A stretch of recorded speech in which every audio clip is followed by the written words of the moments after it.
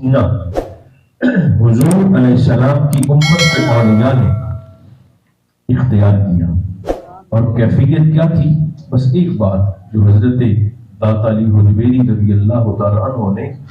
کشف المعجوب میں ارشاد فرمائی، وہ آپ کی خدمت میں عرض کر کے اس کے بعد پھر ہم دستار بندی کا سلسلہ شروع کرتے ہیں۔ لہجے کی تاثیر کو ذہن میں رکھیں کہ چھوٹا بچہ جو الفاظ کو نہیں سمجھ سکتا، جسے ابھی اماں کا نہیں پتا، ابا کو نہیں سمجھتا، الفاظ کو سمجھنے کی صلاحیت ابھی وہ بچہ نہیں رکھتا، لیکن لہجے میں اللہ نے یہ اثر رکھا ہے کہ اگر آپ مسکراتے ہوئے چہرے کے ساتھ اس چھوٹے سے 6 مہینے کے بچے کے سامنے جائیں تو آپ کا مسکراتا ہوا چہرہ دیکھ کر وہ مسکرانے لگ جاتا ہے۔ الفاظ کو نہیں سمجھ رہا مگر لہجے کو سمجھ رہا ہے۔ لیکن اگر آپ کرخت چہرے کے ساتھ، درستگی کے ساتھ، سختی کے ساتھ ایک خاص زاویہ چہرے کا بنا کر اگر اس بچے کے سامنے جائیں، زبان سے چاہے آپ اسے کاکا کاکا ہی کیوں نہ کہتے رہیں، بیٹا بیٹا کیوں نہ کہتے رہیں، لہجہ آپ کا سخت ہو، چہرہ آپ کا سخت ہو،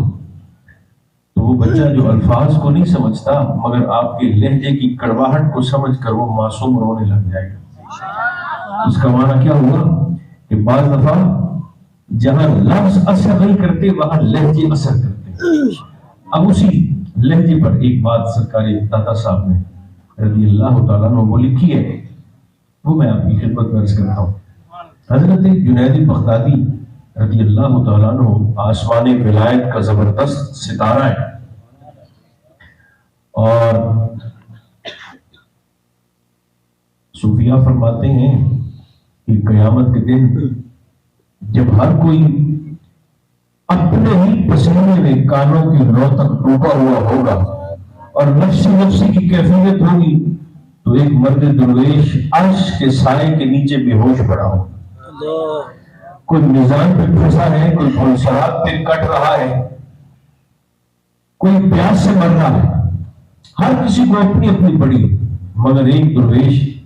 عرش الہیہ کے سائے کے نیچے بے ہوش پڑا ہے۔ تو فرشتے آئیں گے اسے اٹھانے اور ساتھ لے جانے کی کوشش کریں گے۔ اللہ کریم فرشتوں سے مخاطب ہو کر فرمائے گا کہ اسے چھوڑ دو، اسے حساب کتاب کے چکر میں نہ ڈالو۔ مولا کیوں؟ فرمایا اس لیے کہ آج اسے کوئی بھی شے ہوش میں نہیں لا سکتی سوائے مجھ پروردگار کے دیدار۔ مولا یہ ہے کون؟ فرمایا یہ جنید بغدادی، اتنی بڑی شخصیت، اور ان کا ماضی آپ جانتے ہیں، پڑھتے ہیں، سنتے رہتے ہیں، پہلوان تھے، بس ایک سید زادے کے سامنے گر گئے نسبت کا حیا کر کے، اور ایسا گرے کہ محبوب نے فرمایا اب تو میری نسبت کا حیا کر کے گرا ہے، اب میں تجھے قیامت تک کسی اور کے سامنے گرنے نہیں دوں گا۔ اب اتنا عظمت ہو مقام کہ آج ہم آپ کے وصال کو کم و بیش 11 صدیاں، اس سے بھی زیادہ عرصہ گزر چکا، تو آج بھی ہم مفتاح العلوم کی جامع مسجد میں جنید کا ذکر کر کے تو اپنی محفل میں اپنے لیے مغفرت کا سامان پیدا کرتے ہیں۔ تو اس تقریر کو ذرا ذہن میں رکھیے گا۔ سرکار داتا صاحب فرماتے ہیں کشف المعجوب میں آپ فرماتے ہیں کہ جنید نے جب پہلوانی چھوڑ دی تو وہ اپنے ماموں اور اپنے شیخ حضرت سری سختی کی بارگاہ میں آئے، تربیت میں آئے، آپ کی تعلیم مکمل ہوئی، آپ کی تربیت مکمل ہوئی، تو ایک دن حضرت سری سختی مخاطب ہو کر جناب جنید سے کہنے لگے، جنید یار تیری اب تعلیم مکمل ہو چکی ہے، اب تیری تربیت بھی مکمل ہو چکی ہے، تو جو خوشبو تیرے اندر ہے دین کی اسے اب لوگوں تک بھی پھیلاؤ۔ حضور کیا مطلب؟ فرمایا جنید تقریر بھی کیا کرو،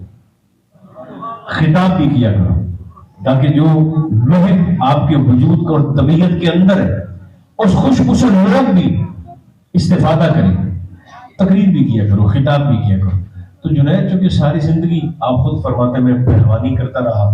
دیکھیں نا پہلوان کو اگر تقریر کرنی پڑ جائے تو بات تو مشکل ہے، جیسے خطیب کو کچھ بھی کرنی پڑ جائے، ہر بندہ ہر کام تو نہیں کر سکتا، تو سرکار جنید چونکہ شاہی پہلوان تھے، ریسلر تھے، کشتی کرتے رہے، لیکن ریسلنگ چھوڑ کے تو ایک خاص رنگ میں آئے۔ جب تربیت پوری ہو گئی تو شیخ نے فرمایا، سرکار سری سکتی نے کہ جنید یار آپ تقریر بھی کیا کرو۔ تو آپ چونکہ لاڈلے تھے، بھانجے بھی تھے، مرید بھی تھے، تو اپنے ماموں جان کو باتوں باتوں میں ڈال دیتے تھے۔ ایک دن کیا ہوا، سرکار جنید نے بتا دی، اب خود فرماتے ہیں، آپ فرماتے ہیں کہ میں تو رات کو سو گیا اور میرے خواب میں محمود تشریف لے آئے، سرکار کی جلوہ گری۔ اور جنید فرماتے ہیں حضور نے مجھے خواب میں بڑی ہی محبت سے نوازا، سرکار نے مجھے بڑا ہی پیار کیا۔ خواب میں ایک بندے نے حضور بابا جی رضی اللہ تعالیٰ عنہ سے سوال کیا تھا کہ